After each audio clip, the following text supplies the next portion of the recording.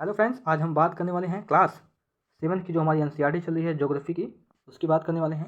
इसमें हम पिछले 7 चैप्टर को कंप्लीट कर चुके हैं। ये मेरा 8 चैप्टर है, यानी कि 8वां चैप्टर है, जिसका नाम है मानव पर्यावरण अन्योन क्रिया, जिसमें हम उष्णकटिबंधीय एवं उपोष्ण प्रदेश के बारे में पढ़ने वाले हैं।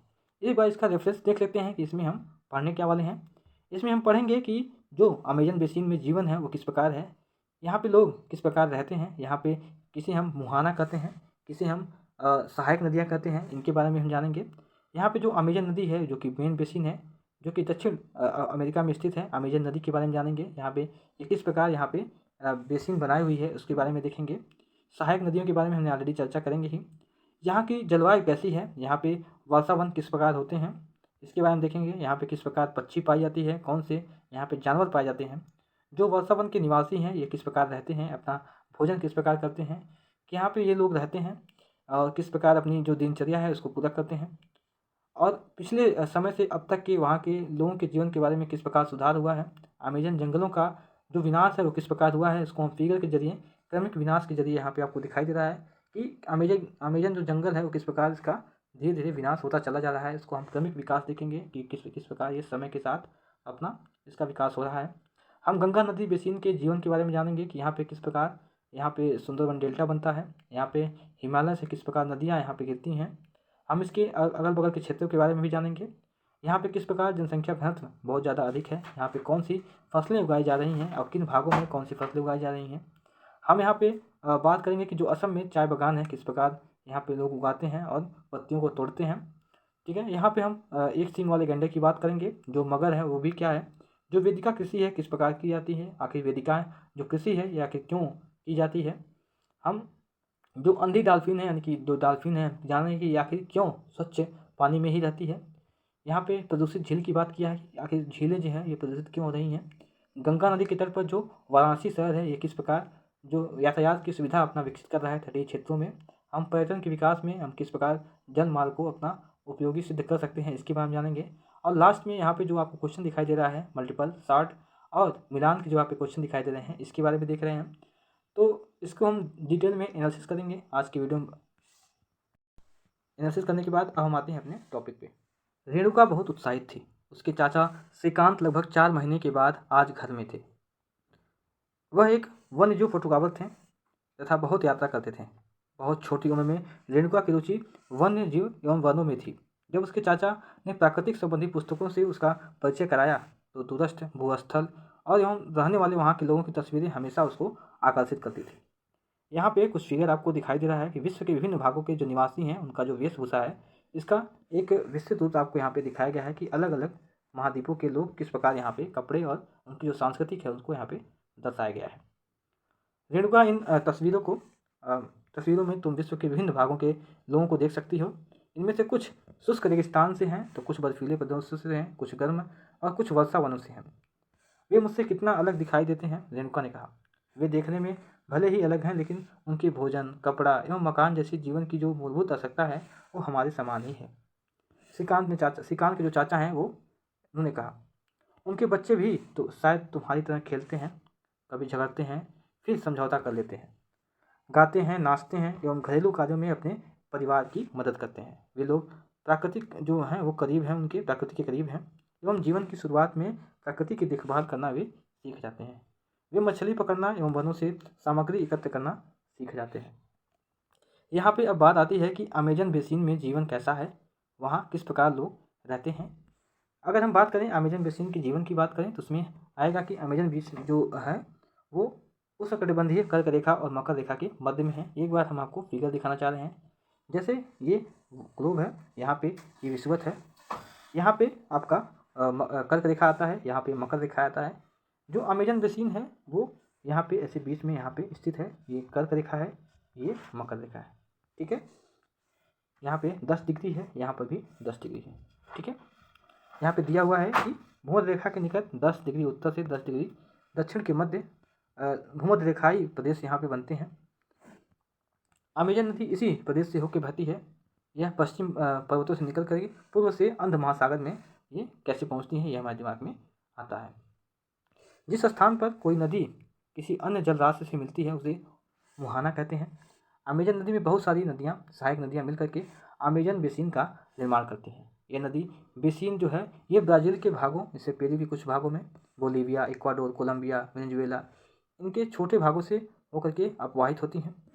यहाँ पे अगर हम फिगर की बात करें तो जैसे यहाँ पे आपको दिख रहा होगा ये अमेजन बेसिन है।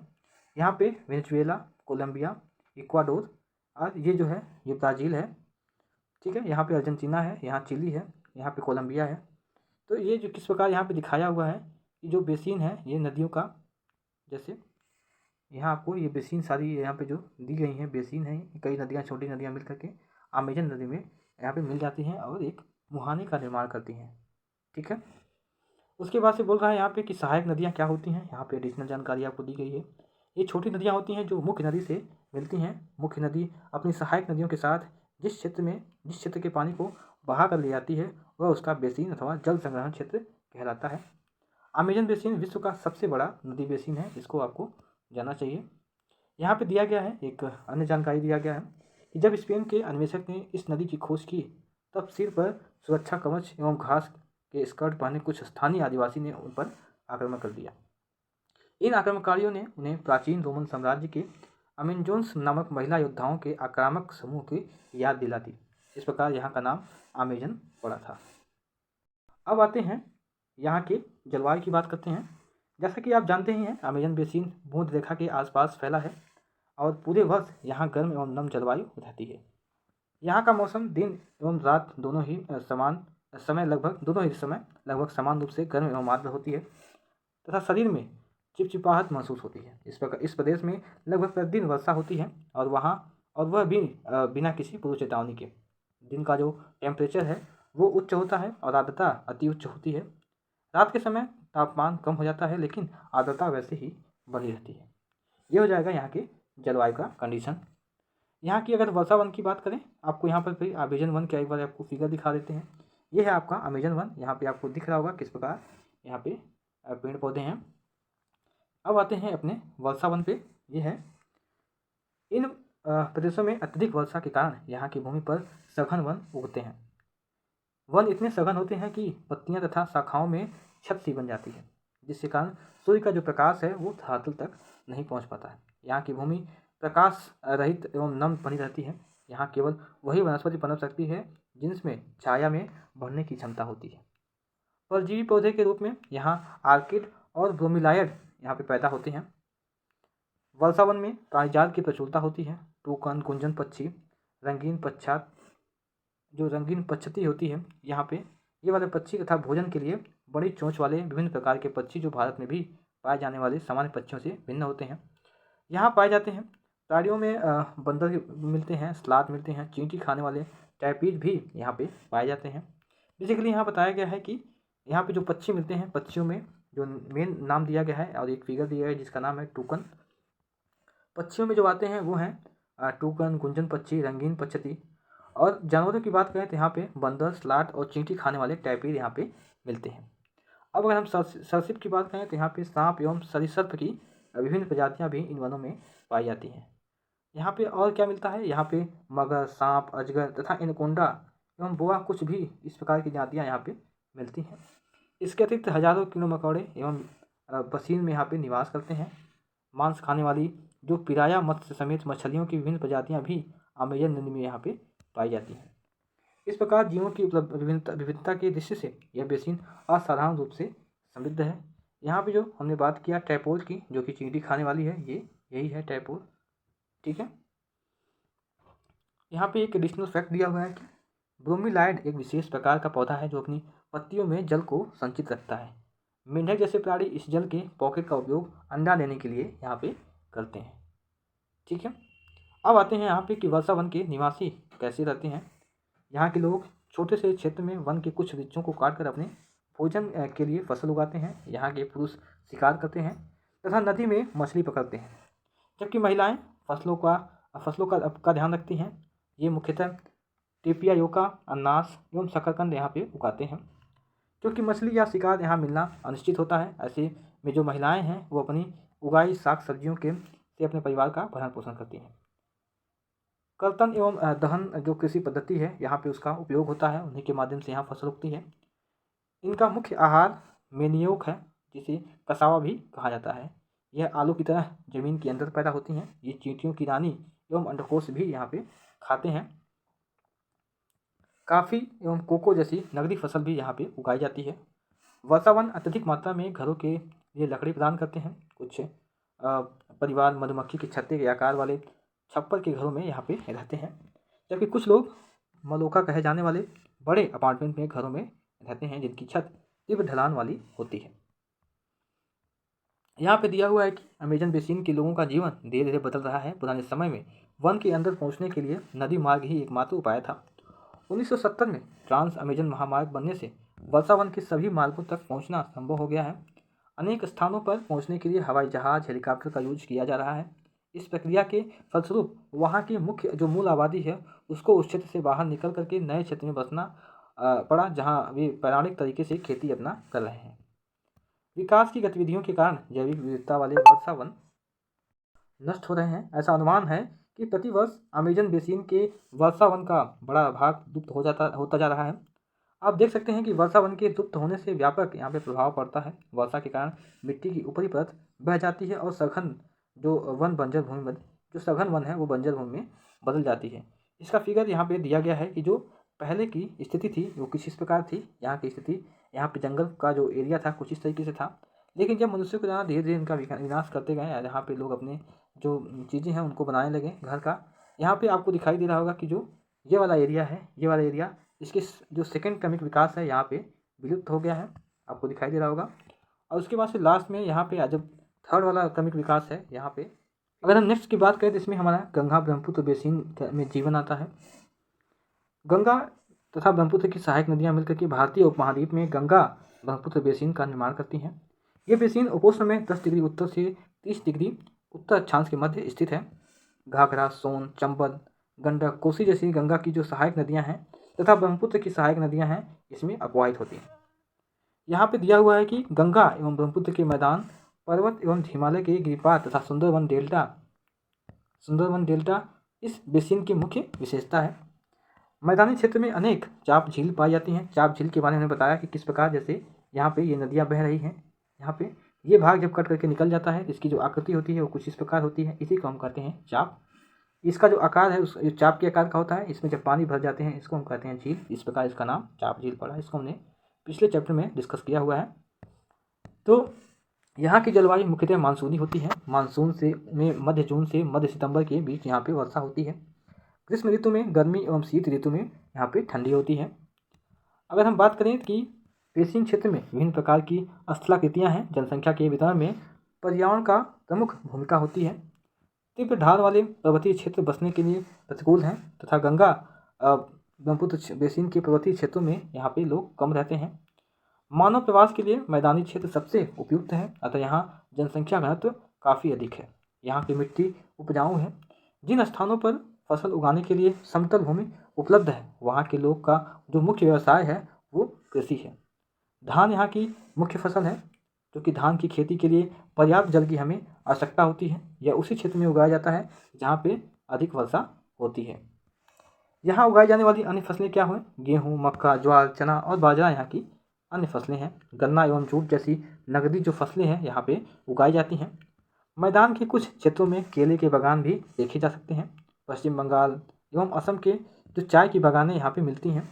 साथ में यहाँ बिहार एवं असम के कुछ भागों में सिल्क के कीड़े का संवर्धन कर यहाँ पे सिल्क का निर्माण एवं उत्पादन किया जाता है।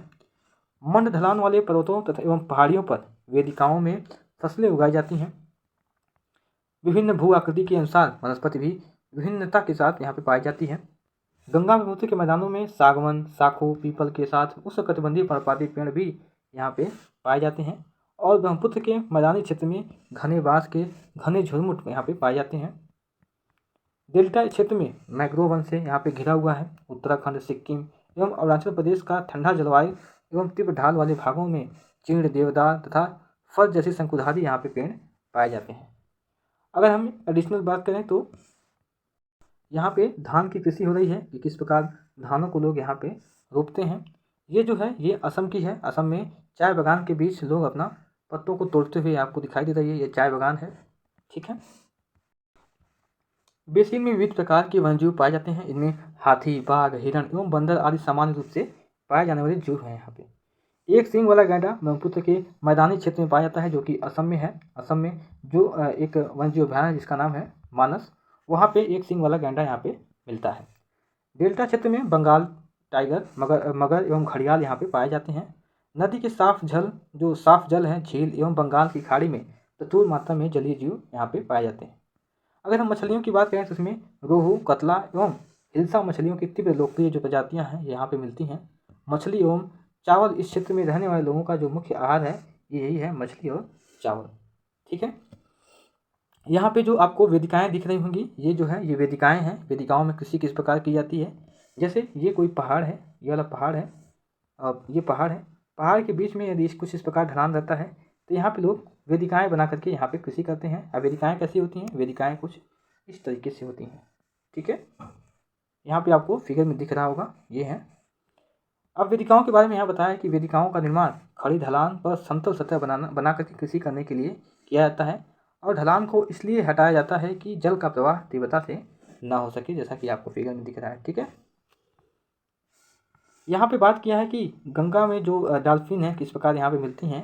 तो गंगा एवं ब्रह्मपुत्र नदियों के अलमड़ जल में इस प्रकार यहाँ पे एक डॉल्फिन जो है यहाँ पे पाई जाती है जल में, जिसे हम स्थानीय भाषा में सुसु यानी कि अंधी डॉल्फिन कहा जाता है।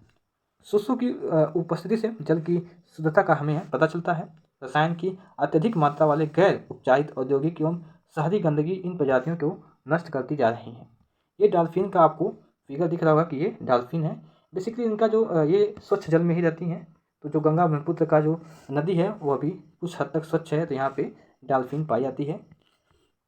यहाँ पे एक झील की बात किया गया है, एडिशनल फैक्ट के रूप में आप देख सकते हैं कि विनोद एक मछुआरा है जो बिहार के मतवाली मौन गांव में रहता है।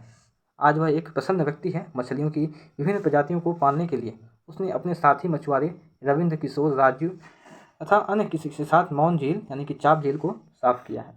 झील में उगने वाले स्थानीय खरपतवार जैसे कि वेलिनेरिया, हाइड्रिला, ये सब मछलियों का भोजन बनते हैं, और झील के आसपास की भूमि उपजाऊ है। वह इस जमीन पर धान, मक्का एवं दलहन जैसी फसलों को उगाता है, बोता है, और खेत की जुताई के लिए भैंसे का यूज करता है।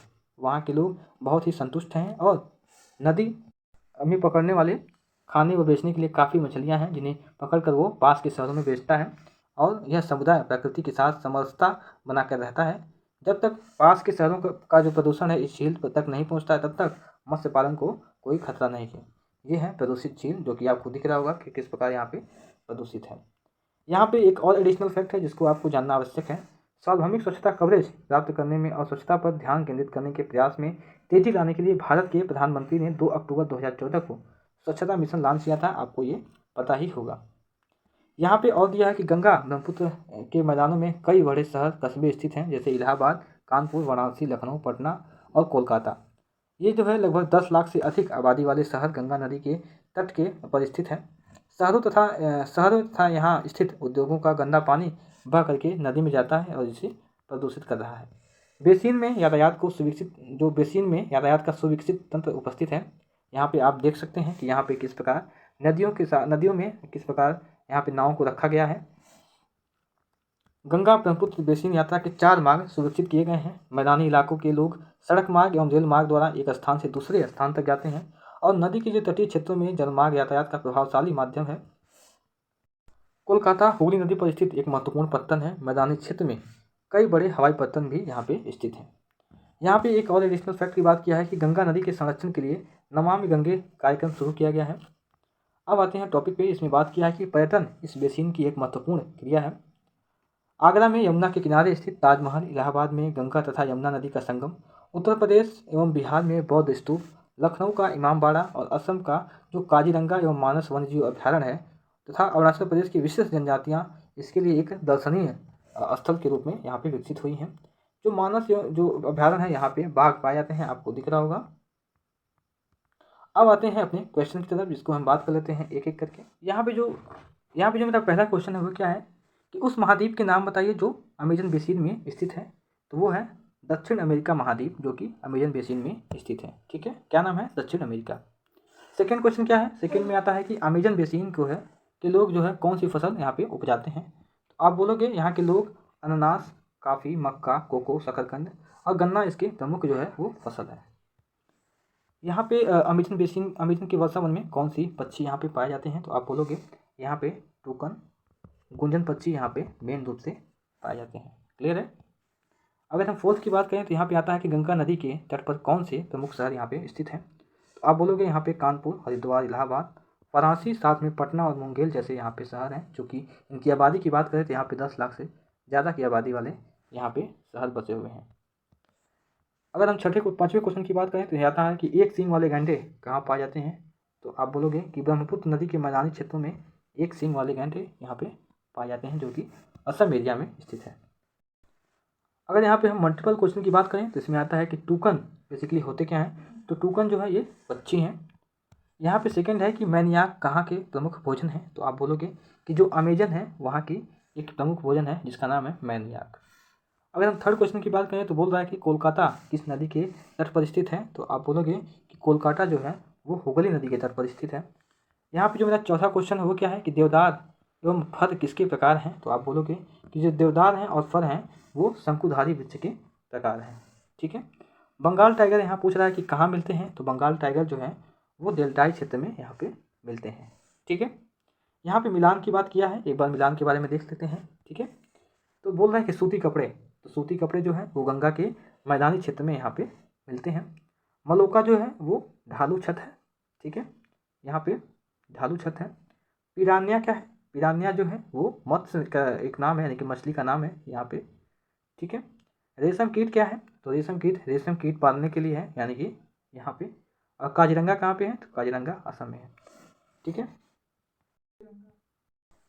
ऊपर हमने आपको एक सींग वाले गैंडे के बारे में मानस बताया हुआ था, लेकिन ये मानस नहीं, यहाँ पे काजीरंगा है। ठीक है। जो इसमें कारण बताइए में पहला क्वेश्चन है वो क्या है कि वर्षा वन लुप्त हो रहे हैं, ऐसा क्यों हो रहा है? तो आप बोलोगे कि वर्षा वन वाले क्षेत्र में कृषि के लिए एवं अन्य मानवीय आवश्यकताओं की पूर्ति के लिए वर्षा वनों की लगातार कटाई हो रही है, इसलिए वर्षा वन लुप्त हो रहे हैं। ठीक है। यहाँ पे जो मेरा सेकेंड क्वेश्चन है वो क्या है कि गंगा ब्रह्मपुत्र के मैदानों में धान की कृषि आखिर होती क्यों है? तो आप बोलोगे यहाँ पे जो वर्षा होती है वो लगभग 100 सेंटीमीटर से ऊपर की यहाँ पे वर्षा होती है अधिक।